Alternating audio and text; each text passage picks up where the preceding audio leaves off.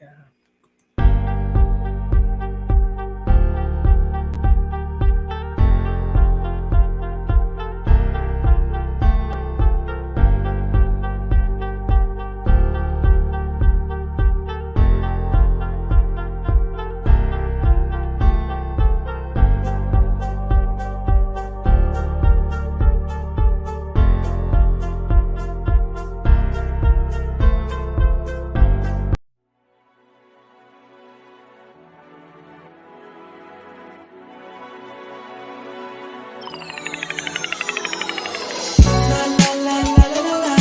Pillow talk, pillow talk, pillow talk, yeah. Pillow talk, pillow talk, pillow talk, pillow talk.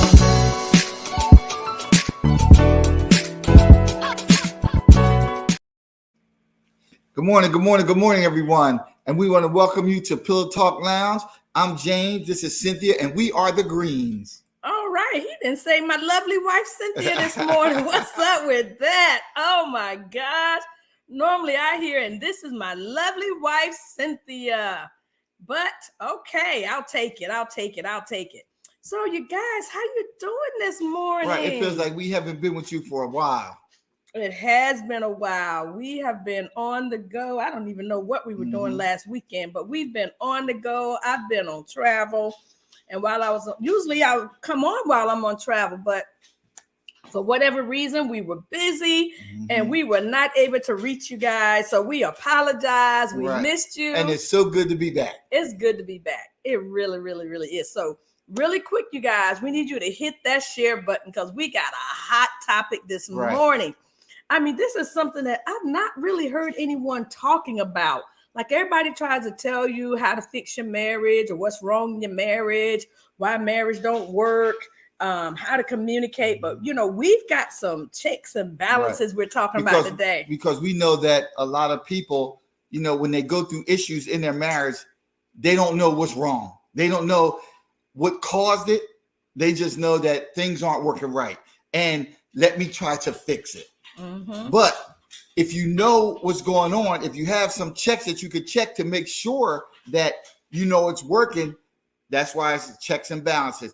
To check to make sure that you know that you're heading in the right direction. That's a good one. Heading in the right direction. So you guys, y'all know I always want to know, what are you eating for breakfast this morning, or what did you have already for breakfast this morning? Because it is brunch time, okay? It's after 11 o'clock. And I know a lot of people probably ate, and now they're out and about, running errands, doing what they have to do. Mine already been out running errands.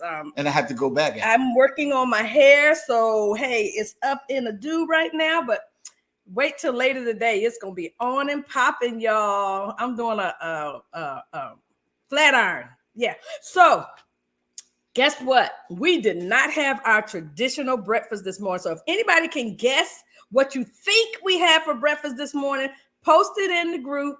And are you going to get a prize? And then I'm going to show you guys what we had, because I only ate half of mine already. But anyway, somebody already ate all of theirs. But my honey cooked breakfast this morning, and it is so good, y'all. For me, it was. Past tense. So, all right. So share in the comments what you had for breakfast. And then anybody who can guess what they think we had for breakfast, you're going to win a prize. Now, that's only while we're live. If you put it in the replay, I'm sorry, somebody already won or didn't win. But anyway, we did something really, really different today, something that my husband does, but he does it really well.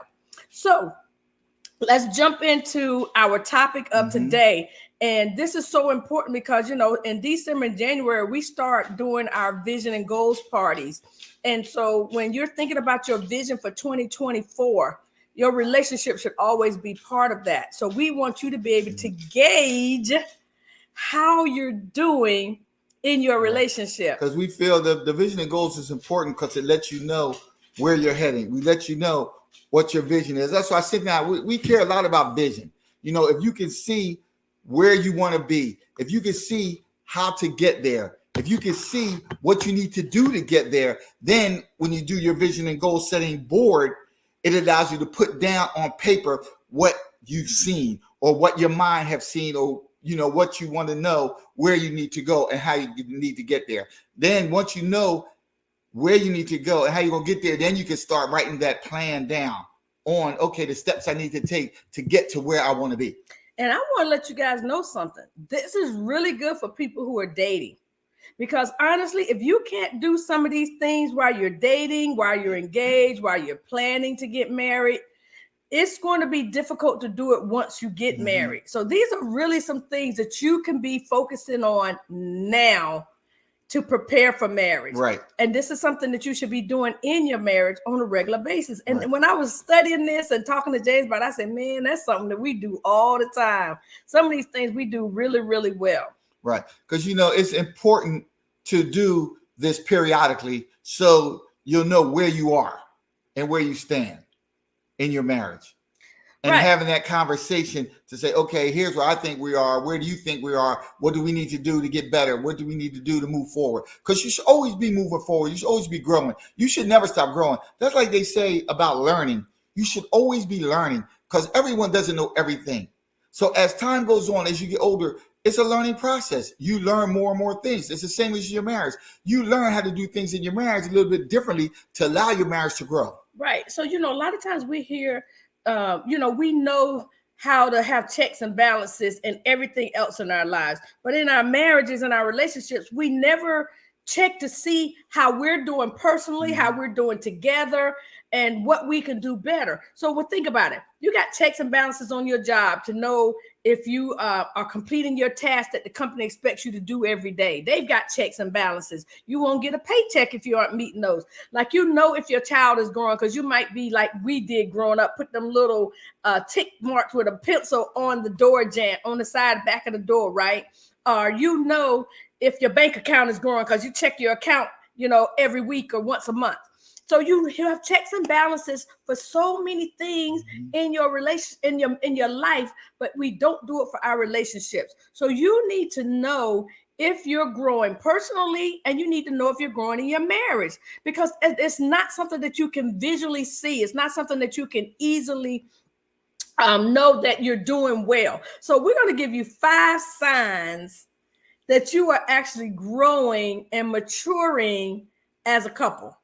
All right, you ready for number 1? Y'all got your pen and paper, right? So number 1, and after number 1, I'm going to show y'all what I have for breakfast because, I can't eat it till we're done, so it doesn't matter. So number 1, you don't avoid the tough conversations. Right. So we always say in your marriage, you should create a safe space for your mate, for your spouse. Like your spouse, your mate should be able to come to you and talk to you about anything, right? So you don't have to avoid the tough conversations. Right. That's something I really want to share with you. I shouldn't be afraid or feel skeptical about showing it with you. And if you are feeling that way, you know what that is? It's because you don't feel like they're a safe space. Either they're going to ridicule you, put you down, give you a hard time, not take you serious, and that's going to offend you or hurt your feelings, or you think it's going to blow up into an argument. Go ahead. Right, because when you think of not avoiding those tough conversations, you want that person, your mate, your spouse, whatever the case may be, you want to be able to go to that person. You want to, when something good happens in your life or even something bad, that's the first person you really want to tell. And you shouldn't have to avoid telling them first. You shouldn't have to avoid going to them thinking, wow, if I tell them, what will they say? Or what might they do? Plus, avoiding tough conversations, sometimes it allows it to build up. And then it could be, say, some conflict, and you avoided talking about it. Now it's building up. So every time a little conflict happens, it builds up and builds up and builds up. Then it explodes. Then you may not know how to handle it because now it's a whole bunch of topics that it built up inside of you and you can't talk about it. Mm-hmm, so now it's like a balloon ready to explode. So now you're coming when it finally explodes, now you're coming at the person and you're not talking about one topic. Now you're talking about 2, 3, 4 topics all at once. And they don't know how to handle it because they said, okay, we started on 1, now we're number 4. So you can't avoid those tough conversations. And that's so true. And we're coaching couples. Oh my gosh, that's what happens. They'll get on the Zoom with us or the meeting with us, and they will bring up all this stuff that happened the past week. And the other spouse is looking at them like, really? I didn't know you felt that way. I didn't know that was how you was thinking when that happened. You never told me. Right. So a lot of times we brush things under the rug, or we think that the situation is going to fix itself, and that's not the way it's supposed to work. Bring it up. Sometimes you don't need to bring it up in the moment if you really do think it's going to cause an argument, or you're too upset and or emotional. Maybe you Maybe need to calm down a little bit because you're too, may say, I don't want to say high strung, but you're so animated about it. Now that's not the right time to talk about it. Maybe let me walk away, let me calm down, but don't avoid it altogether. Come back later when you're more calm and talk about it rational. So you know that you're growing and you're mature in your relationship because with experience and because you've actually done it, you've gotten better at addressing conflict. You've gotten better at addressing having those tough conversations. You've gotten better at managing your emotions. You've gotten better at talking about things head on, and it doesn't blow up into a full-blown fight.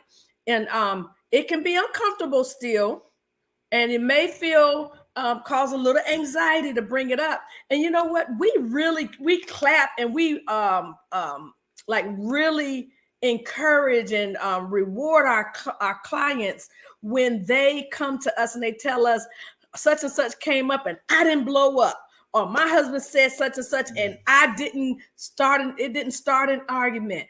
I mean, like, we get so excited because we know that they're maturing, they're growing because they're learning how to handle conflict better and express themselves better. And it helps in the future when other items or other conflicts may come up. You know how to handle it better because you already handled, say, the first one.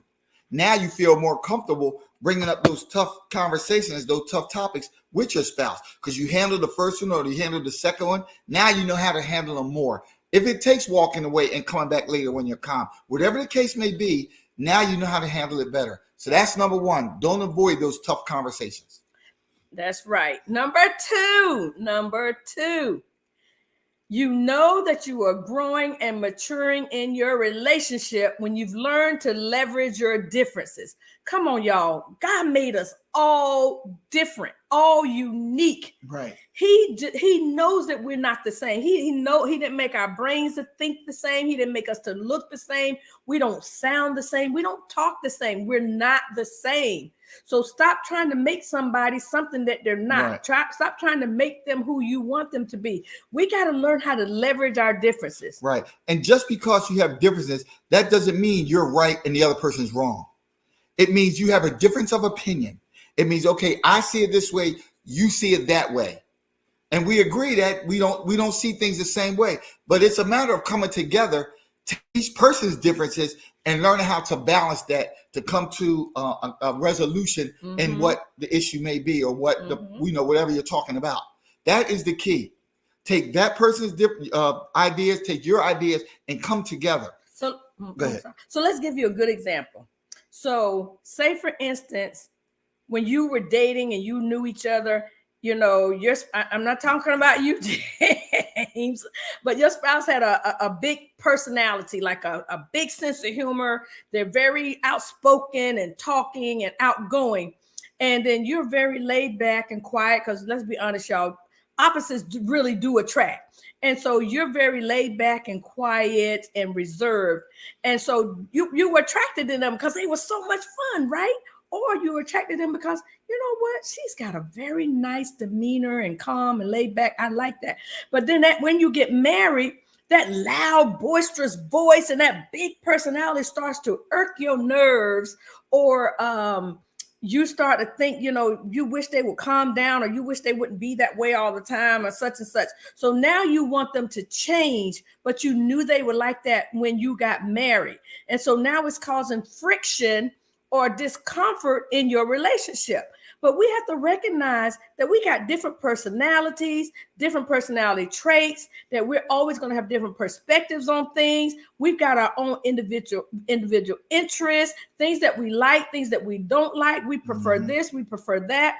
And so when we don't recognize that my spouse is different from me and learn how to leverage those differences, it can cause conflicts. So instead of trying to figure out how to make your spouse more like how you want them to be, focus on appreciating the things that they are. Right. The things that make them who Right. they are. And then, that is what's going to help you to leverage those differences. Like if they got that outgoing personality, when you go to a party, he's going to bring it. Right.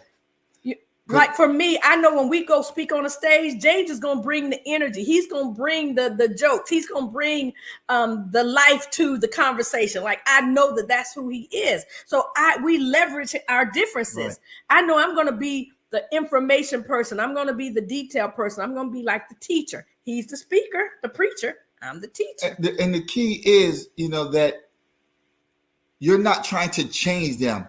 All you're trying to do is embrace how they are. Let me put it that way, because I know, like Cynthia said, that it used to like it, and now it may get on your nerves a little bit more. But you need to embrace that, because you know how the person was when you married them, and so don't go and try to change that person to the way you want them to be, because all that is going to turn them against you. Like, this is how I am. Don't try to change me. You knew I was like this when you met me, so embrace that. Or maybe try to enhance how they already are. Encourage them. Right. Because if you encourage their ability or whatever it is that maybe bothers you, if you enhance it and encourage that, it will help them out in the long run. Now they know you stand by them. That's right. So you need to leverage your differences. You know they're different. You know how they are. Enhance it. Encourage it. At least they know then you support them and you got their back, instead of talking about how they are all the time. Well, he talks too much, or he comes to sideways, everything he says. No, you know how that person was.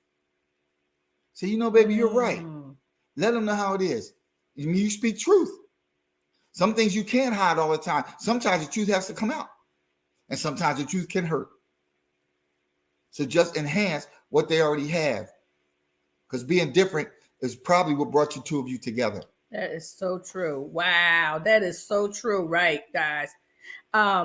So number three, you are not afraid to call each other out. Oh my gosh, y'all. When I was talking to James about this, I started laughing. I say, babe, we are not afraid to call each other out on our stuff. Okay. I will call him out on his junk if he said or did something wrong. And Lord knows he would tell me all about myself if I did. Go ahead. I was going to say, because when you call them out on their things, all you're doing is helping them. Because if you don't call them out, sometimes it'll continue and continue. Now you have an attitude. But if you bring it up the first time, it may help them. Like, oh, I didn't know you felt that way about a certain thing that I've done or a certain thing that I said. So now I'll change that, because I didn't know you felt that type of way about it. I didn't know it hurt your feelings. For example, if something they say hurts your feelings, you have to call them out on it, because you don't want your feelings to always be hurt. You have to let them know, babe, when you say this, it makes me feel this type of way. And then in turn, I say, I didn't know that. Because a lot of times we don't know what we don't know. So if you don't call them out on it, they don't know how that makes you feel unless you let them know. So if you don't let them know, they're going to keep doing it. And it's going to hurt your feelings every single time. That's right. So when you let them know, now they're more aware. That's what it is. When you call each other out on your differences, all you're doing is making them aware of what they're doing, aware of what is being said, and aware of how it makes you feel when they do or say certain things. So when you call them out on it and let them know about it, all it is having a conversation like, okay, I didn't know that it made you feel that way. I didn't know that when I did this, you had this type of feeling. I'll change that, or I'll watch what I say, or I'll watch what I do to make sure that doesn't happen to you or you feel that way again. All right. So let's just be honest, right? Well, let me say this first. Our spouses are there to help us to grow and mature and to call us out on our stuff. We may not like it, but it's good for us, because most times nobody knows you and sees who you really are and the stuff that you really do in your home, in your private space, like your spouse does, right? But let's be honest. Sometimes when they call us out on our stuff, we get defensive, we get upset. Because I know there's been some times when James like, you really gonna wear that? And I'm like, yeah. Or he'll be like, you cooking that tonight? And I'm like, why, you don't like it? You don't like when I cook this?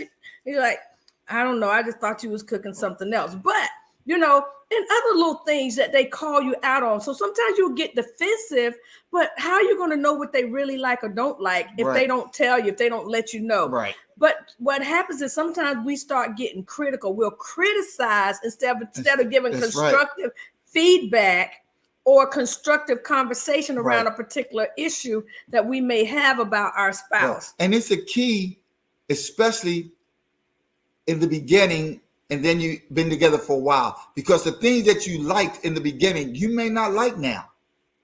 So if they keep doing it and it bothers you, you have to call them out on it. You have to let them know, you know, I don't like when you do that anymore. I like it. I cared for it at first. Now that we've been together for 5 years, 10 years, 20 years, whatever, I don't care for it now. Because as we grow, we evolve, we change. And some of the things that we liked before, we don't like now. So that's a key in calling them out. It's just, for example, say intimacy. The things, you know, as you grow, your body changes. And some of the things you did, say sexually or intimately, you may not like now. And you may like some new things, some different things. Let them know that. And guys, this is for the guys. Don't take it personally where it hurts your feelings. Right? Like Cynthia said, your spouse is there to help you grow. So if there's something that she used to like and she doesn't like now, she's telling you, don't get hurt. Don't have your feelings hurt. Don't get mad and walk away. That's real hard for the man. Right. But you have to learn. But like you said, you're there to help your spouse grow. Right. So all you're trying to do is help them learn you. Help them. You're teaching them what you like and what you don't like and helping them to grow from it. Yeah, that's a tough conversation for couples. It is. But we do help walk them through that conversation when we're doing coaching, especially premarital coaching. But you know what? We all know our triggers, what triggers us, but we're not always conscious of them. But if you know your triggers, then your spouse should know your triggers, and you should know your spouse's triggers, so that it will help you to take responsibility for your own mistakes when they happen, instead of getting defensive. Like, you know, like if you know you said something that's going to trigger your spouse that you know they don't like, and you know that it's going to hurt their feelings, you know, try to watch how you say it. And you have to say it in the right moments at the right time. Sometimes they get defensive because their feelings are hurt. And then they don't want to respond. They just have that negativity. They can start an argument. Right. It can have that negativity and like, oh, so you don't like that now. Well, you used to like it, now it's starting an argument. But you have to let them know that, well, I've grown, I've changed. Some of the things that I used to like, I don't like anymore. Maybe this, if you try this, and we always say, well, Cynthia always says, don't come talking about a problem if you don't have a solution to the problem. Oh, yeah, that's a good one. I do say that. So if you don't like what, say, they used to do, and you let them know that, give them a suggestion on what they can do. That way, maybe they'll stop doing the things that you don't like and start doing the things that you suggested that you like. You know what? That's so true, because I think about, you know, if you make a mistake, sometimes we try to cover it up, but it's better if you say like, oh, babe, I am so sorry. I forgot that you were had such and such going on, and I went and, you know, scheduled this. You know, that's admit it and tell them up front, so that instead of trying to hide it or brush it under the rug, and then when they say something and then it turns into an argument and you get defensive, no, have those conversations like we talked about, and don't get defensive. Learn how to accept that when your spouse is telling you something that you did or said wrong, or that they didn't like, or they want to change, or they do want, learn not to be on the defensive. But like we said earlier, baby. And take responsibility or talk it out so that you both can come into agreement. Like we said earlier, life is learning. You should always be willing to learn. Well, yeah. So if you tell them something they should take that and learn from that experience. Learn what you're telling them and take heed to that and say, Yes. you know what? I didn't know that. You know, now it's a learning process. You know, we always say you should learn more about your spouse, learn all over again. So as time goes, say you've been together 10 years, and now a lot of things have changed.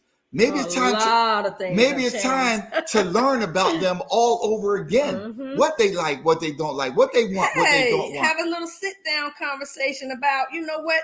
It's been 10 years. Right. What did things look Right. like 10 years ago, and what do things Right. look like now? That's another good check and Right. balance you can do. And that's the same that's the same with food. Like, well, I didn't like Brussels sprouts now, but I like them now.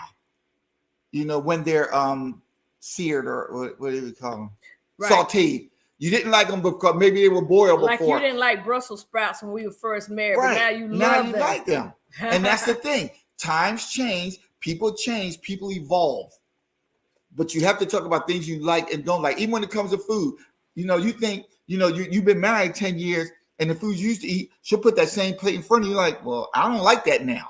Oh yeah, peas is a good one. My husband said I ain't never liked peas. I still don't. But yeah, he used to make his child eat peas. Okay, but guess what? I now buy fresh peas. I still don't and like I them. cook them differently. I told him back in the day when you had peas, they were in a can. They had a terrible smell. They were That don't mushy mean you and still soft. like them. Don't mean you like them, but guess what? He's not totally against them anymore because the peas I cook ain't the same peas. Mix them up with some that your mashed mama potatoes. I cooked can back in the tolerate them. day. See, he still got that mentality of what peas was like back when he was a child But and this when he is ate just them back in the right. day. And this is It's just not an the example, same. Exactly. example of evolving, Right. changing, and growing. Right, absolutely. So number four, right? You understand your strengths as a couple. Mm. In a marriage, every couple has a strength Right. and a weakness. Every couple, every person. So I'll just give you a simple example. Say, for instance, I'll just use us as an example. James is really good with numbers. He likes math, y'all. Like, I cannot stand math. So Was who would never be the good better at it. finance person? Right. So who would be the Come better on. finance person, right?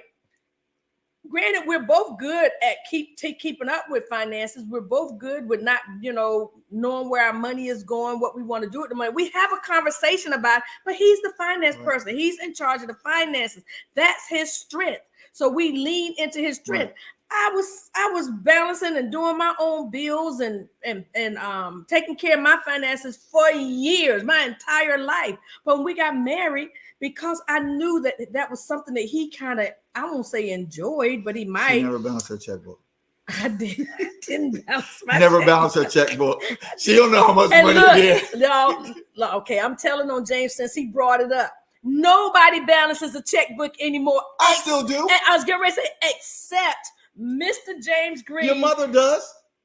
No, Mama don't even do it anymore. Yes, she No, does. she Yes, she doesn't. does. No, she does not. No, she But doesn't. anyway, He everybody- balances a checkbook still, you guys. Can you believe that? everybody's strong in certain Oh, areas. my God. Just like if you're going on a trip, one of you may be better at planning, and let that person plan then. Yes. And that's what we like, and what does word say? Where I am weak, she is strong.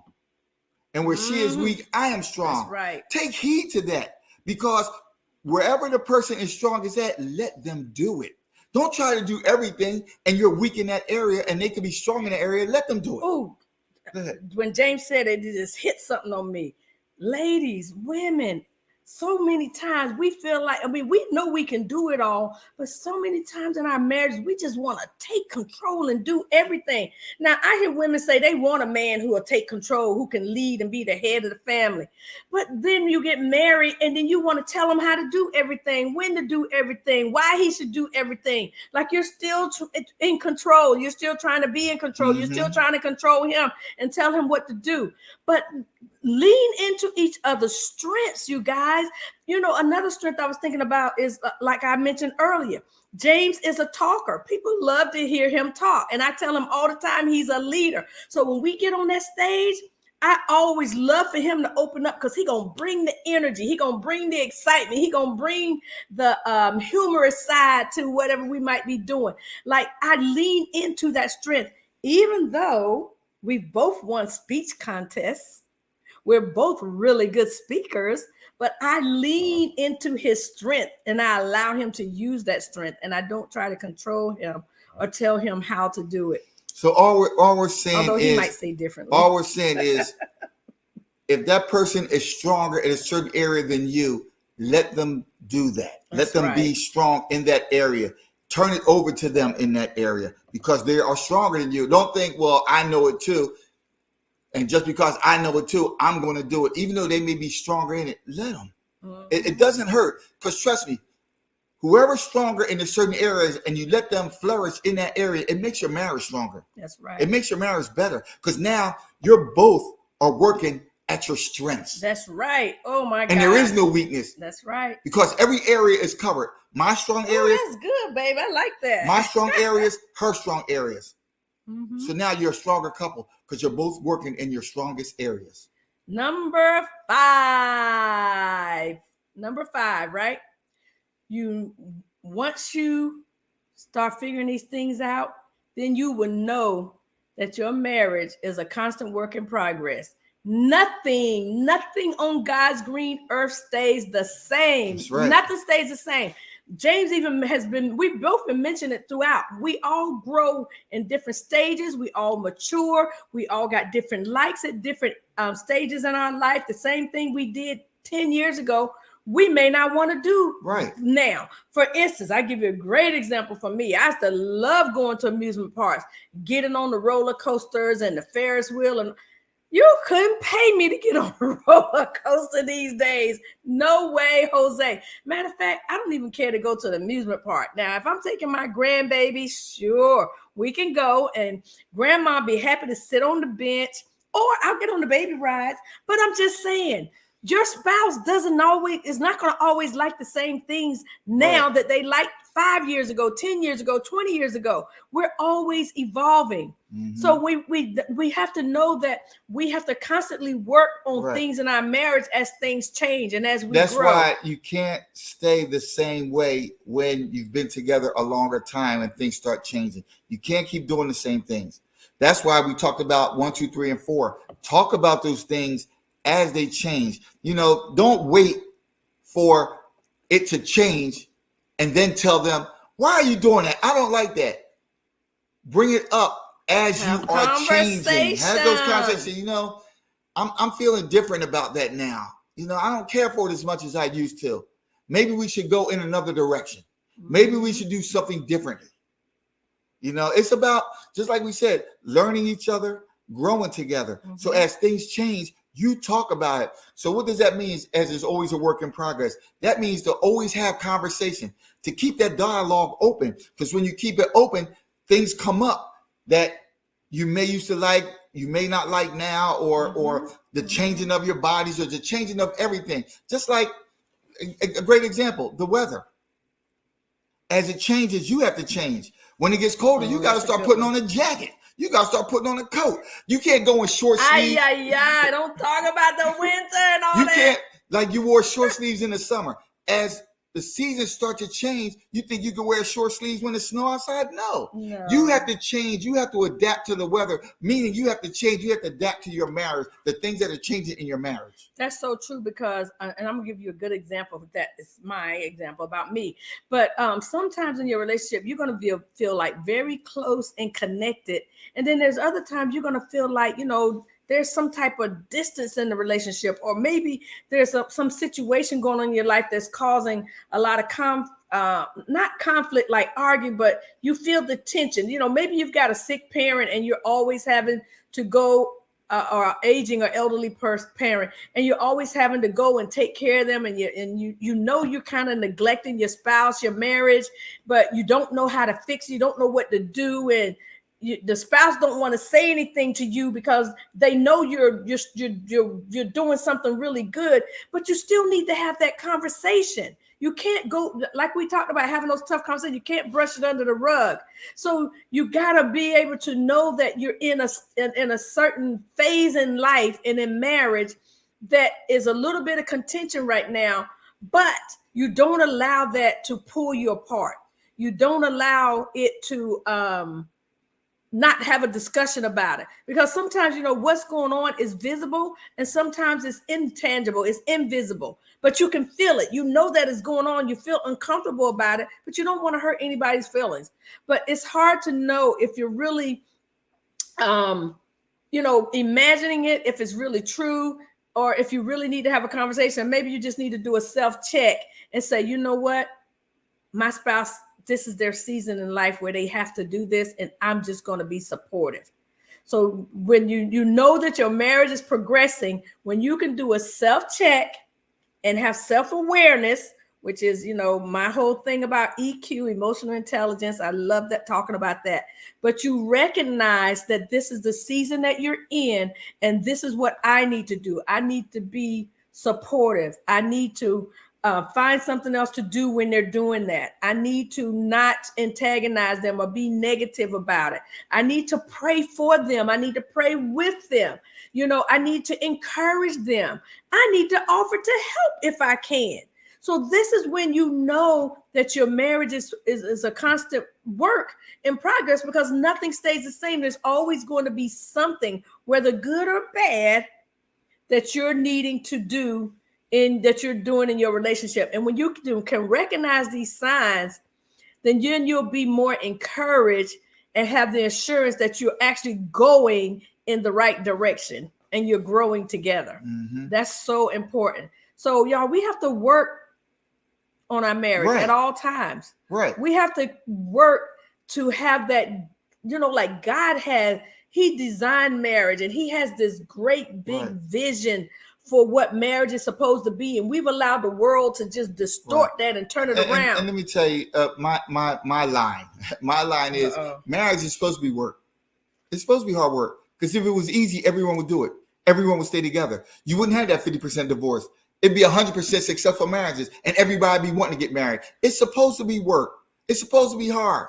Like I said, because if it was easy, everyone would do it, and everyone's not doing it. But the key is, as you work on it, it becomes fun. You don't get married to have fun, but doing the work, fun is a byproduct of that work that you're doing. When you start to coming together, when you start having those conversations, you start having fun. You start having fun with each other. You start having fun being with each other. Mm-hmm. You start having fun doing things together. That's right. And that is the byproduct of doing that work that you put in. That's why we always talk about. Yes. That's why we always talk about premarital counseling.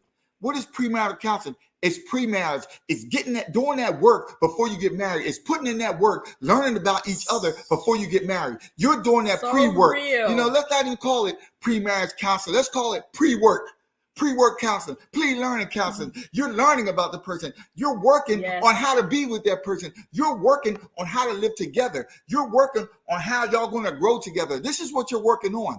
This is what you're doing.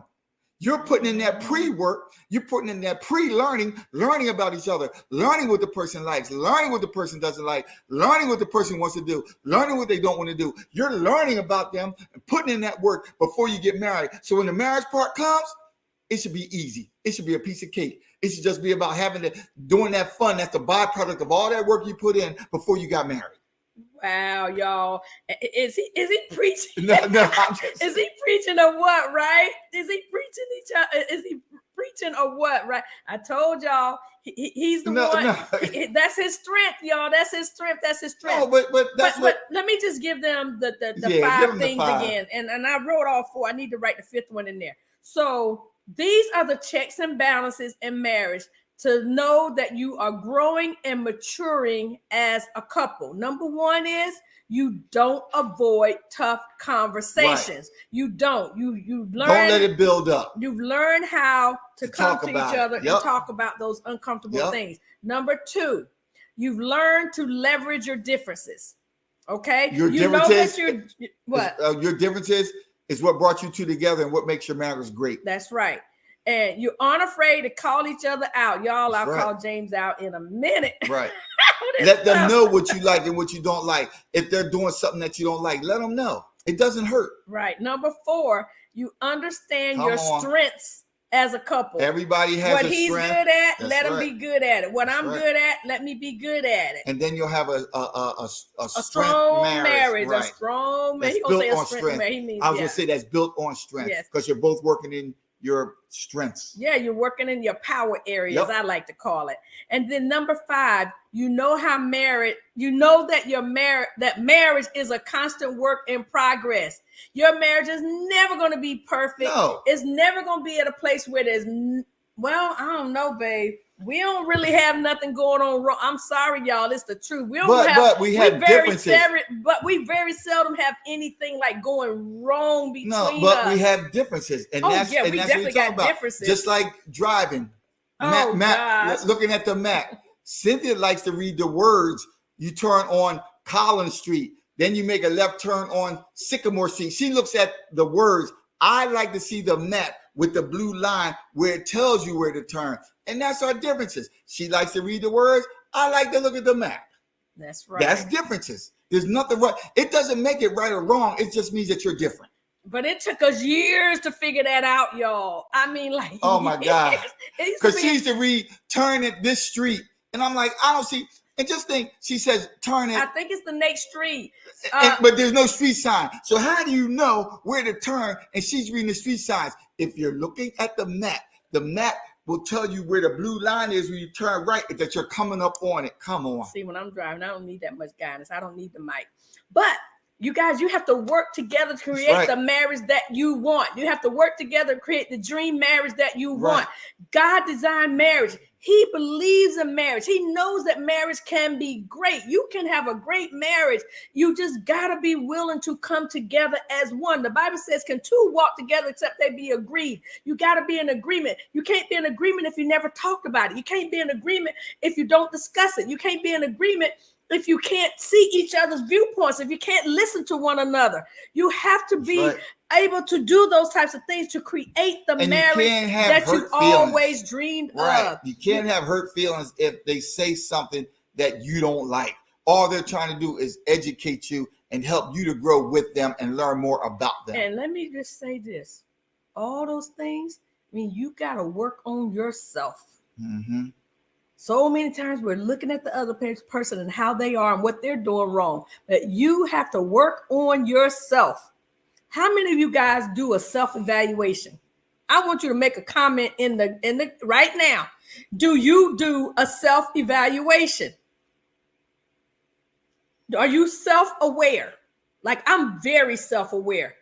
I'll never forget my sister be like, Cynthia, you own up to your stuff. I sure do.